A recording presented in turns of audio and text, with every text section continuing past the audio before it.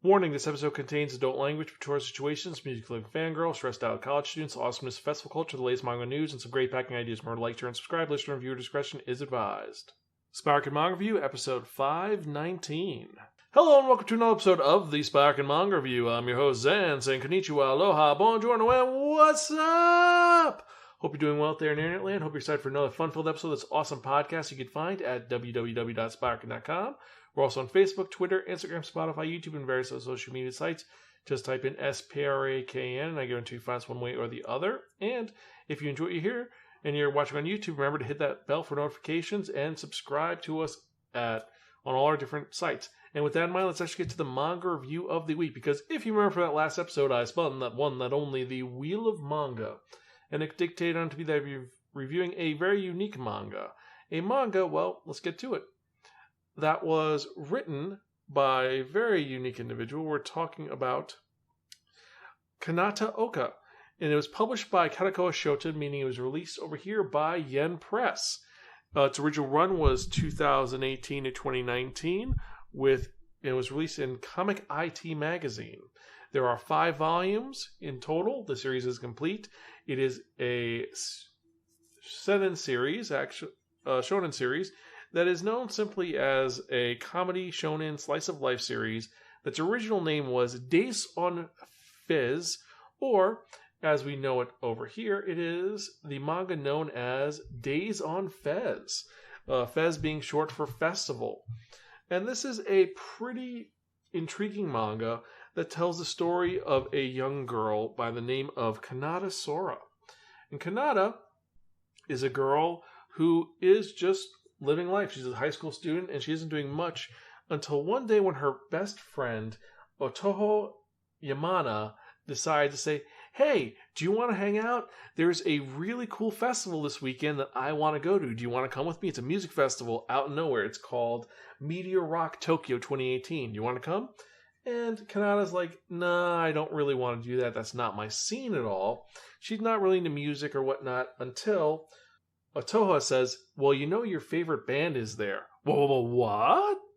Because Kanata is a fan of the band Days on Youth, and they're a band that she listens to all their albums, and it has gotten her through some tough times. And now the fact that she could actually see them live, it has perked her interest. So she's decided to go with her friend to her first music festival, and this is the story of her going to her first music festival. And from then on, joining Music Culture Festival, because that is a whole other subset of fandom that is insane and awesome and crazy. Because if you've gone to cons, you know how it is. It's a whole other vibe of life. And that's what this is. This is someone introducing and being introduced into this world of fandom that she's never known before, and her finding out that she loves it. And learning about all the ins and outs about it. For example, the fact that you have to have a specific type of clothing you wear when you go to a music festival, things you need to bring, as well as just events that you occur and just little things that you never would have expected to happen happening. And that's what the story is about. It's about these two friends who are going to con festivals or music festivals. But that's not the only thing this is about, because we also have Otaha's brother, her big brother, Gaku Yamana, who is also a music head. He loves music and he loves going to festivals. He's also the owner of a cafe called Cafe Gaku. And he goes to different festivals with his friend and employee, Ritsuru Umino, who is very sad about life. He's stressed out and not in a great place. But the one thing that he does love is he loves listening to music, going to indie festivals, and just having fun. And the festival they end up going to is one called the Fries and Sushi Fest, which is a indie rock concert, but they have a blast there. And this is following these 4 individuals as they get into the rock festival culture and all the little dumb things like the difference between just going for one day or camping, looking at all of the different foods, trying things, going from one stage to the other when you know you have 10 minutes to get from this stage to the other stage, and there's tons of people getting there early, leaving late, getting a campground. All of these elements are in this manga, and they work so well. It It's invigorating, and it makes you want to know more about this scene. And I've got to say, it's one of these mangas that I didn't think was going to be as good as it was, and I ended up reading the whole series, and it is one that is a blast. Just seeing some of the images and the unique style, it's one which is memorable. Let's be honest, it's cool. And I love just the little touches here and there when you see the actual bands playing, and then when the characters get into their influences, like the fact that Otoha became a music head because she used to love her favorite anime theme, and then found out that her favorite anime theme is going to be played at a festival. Her brother takes it there, and then suddenly she's all about the festivals, and that's her thing. And then there's other elements like Kanata having to get her first sleeping bag. She's never camped before, and she buys a really cheap one, but then it's something that she bought for herself, and her parents like she should get it because she never likes anything. And it's her growing up as a person, and it's a coming-of-age story. It's a slice-of-life story. It's a music appreciation story, and it's one which is truly worth reading. And the art is great, and I do love the fact that after each concert, it shows you what you need to bring. It's like, here's what this character brought at this event. Here's what this character brought. Here's what you shouldn't bring. And it preps you for it. And I love that fact. Also, there is a lot of food in this. The food is great. Even though that I've never heard of curly long fries before. I've never heard of that. But it made me want to read more and see more and learn more. And I gotta say, I love it. I really do. I enjoyed it. And the manga is well done. It's all been released. And it flows well. It's got some great moments to it. It actually shows, like, for example, the actual design of Cafe Gaku in the back. It has some fun elements of just crazy incidents that happens when Umino gets completely shit-faced. He gets drunk and he starts ranting about his life. He's like, but I love you so much. I hate this world, but I love you. And it's that moment where just kind of fun and silly and dumb. And so the story is great. The art is great. The title is something that's truly unique. It makes me want to read more. So for that reason, I have to give Days on Fez by Kanato Oka our highest rating of really, really cool. Read this now. This is a manga that is truly unique and fun.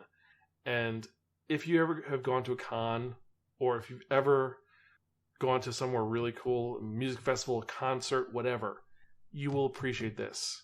Even if you're in the anime manga culture, being a nerd about something, this will impact you, will make you want to know more.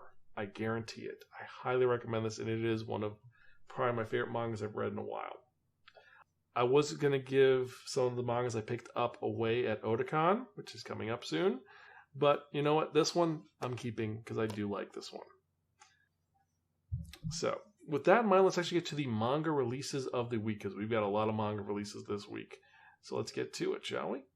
So, for this week, actually for the last 2 weeks, because it has been 2 weeks since we've released an episode, we have tons of stuff this week.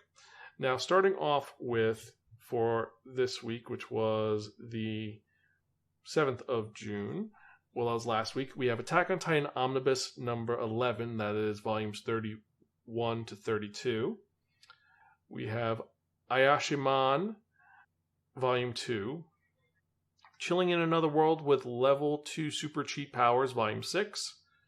Dragon Ball Super, volume 18. Free Life Fantasy Online Immortal Princess, volume 4. Futari Escape, volume 3. Grand Blue Dreaming, volume 19. Grandmaster of Demonic Cultivation Muda Zushi, the manga, manhwa, volume 2. I'm Kinda Chubby and I'm Your Hero, volume 2. Imakoi, Now I'm in Love, volume 6. In the Clear Moonlight Dusk, volume 4. Lovesick Ellie, volume 10. Mashle Might and Magic, volume 12. Mashoko Tensei, Jobless Reincarnation, the light novel, volume 22. My Clueless First Friend, volume 2. Orient, volume 15. Quality Reassurance in Another World, volume 2.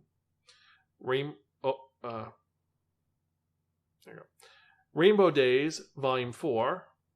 Raven of the Inner Palace, the light novel, volume 2. Sakamoto Days Volume 8. Snow White with the Red Hair Volume 25. The two of them are pretty much like this Volume 3. To Every You I've Loved Before light novel, and To Me, the One I've Loved Who Loved You, the light novel. Now these two are interesting because they were released the same day. The anime had two different versions that were released the same day. This is dealing with parallel worlds and situations that happen, and each one's from a different perspective. And this is something that's actually an intriguing concept that I have to say is something I'm really looking forward to checking out. But anyway, digress. Next we have Yakuza Reincarnation Volume 6. Yokai Cats Volume 4. You Like Me Not My Daughter Volume 3. And Yuna and the Haunted Hot Springs Volume 24. And that was what came out last week. And then this week what came out was A Certain Magical Index, the Old Testament Omnibus Edition. Now this is a $400 edition with a lock. And it looks really nice. Also there is a felt bookmark. So definitely worth getting if you have the disposable income or if you're a collector for it. But anyway, what else came out this week? We had Call of the Night Volume 12.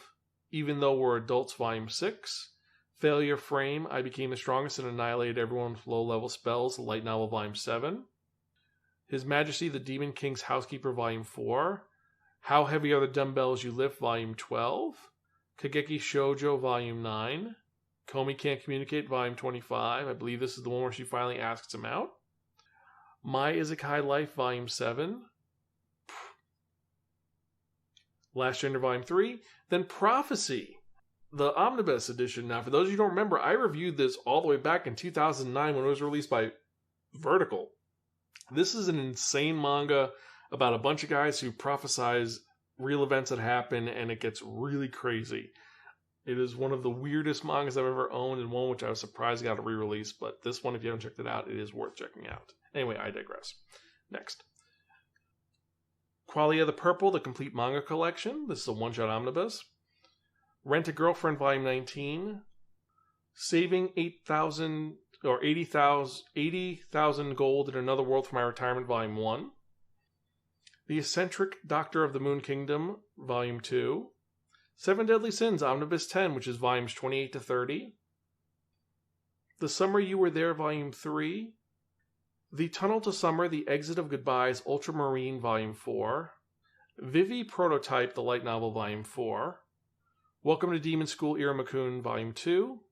Who Wants to Marry a Billionaire, Volume 5. Wolverine Shink, X Gender, Volume 2. Yakuza Lovers, Volume 9. And last and certainly not least, Yashahime, Princess Half Demon, Volume 3. And so out of the 53 mangas that were released over the last 2 weeks, as usual, I got my top 5 for the week. And here are the ones that I say are the best ones of the last 2 weeks. If you agree with me, let me know. If you disagree with me or have other ones, let me know your thoughts. But my top 5 for this week was A Certain Magical Index, Old Testament Omnibus. It's a nice edition. It looks amazing, and it would go well with my Spice and Wolf collection. Anyway, I digress. Komi Can't Communicate, Volume 25. Like I said, this is a Hallmark volume where this is where I believe she finally confesses her love for our main character. You have the Prophecy Omnibus. You have To Everyone I've Ever Loved Before, and To Me, the One Who's Loved You as the other one. These two are intertwined, and they are something which has intrigued me and makes me want to read more. But if you disagree with me, let me know. Email me at zanspiraken.com or tweet me at Spiraken. Let me know your thoughts. And with that in mind, let's actually get to something else that's kind of important to me, and that is, well, you guys.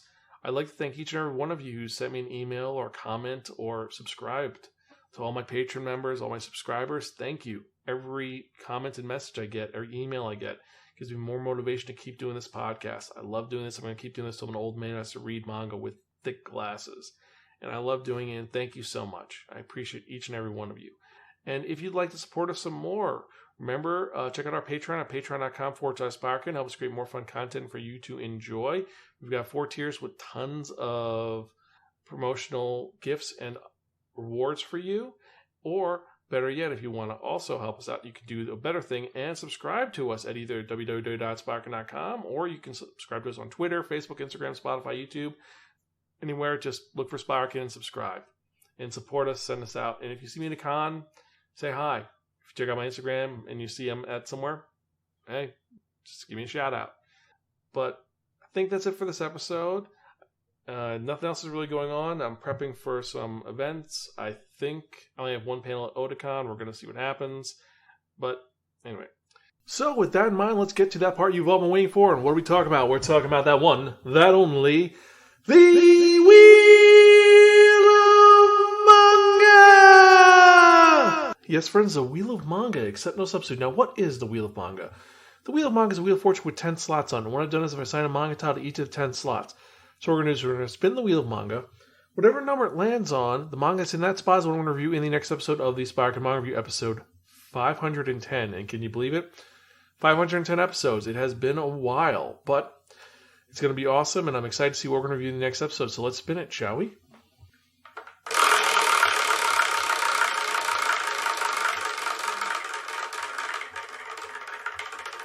Kind of crazy, right? It's almost hypnotic. Look at it. It's gonna be number 8. So go, loser Rangers.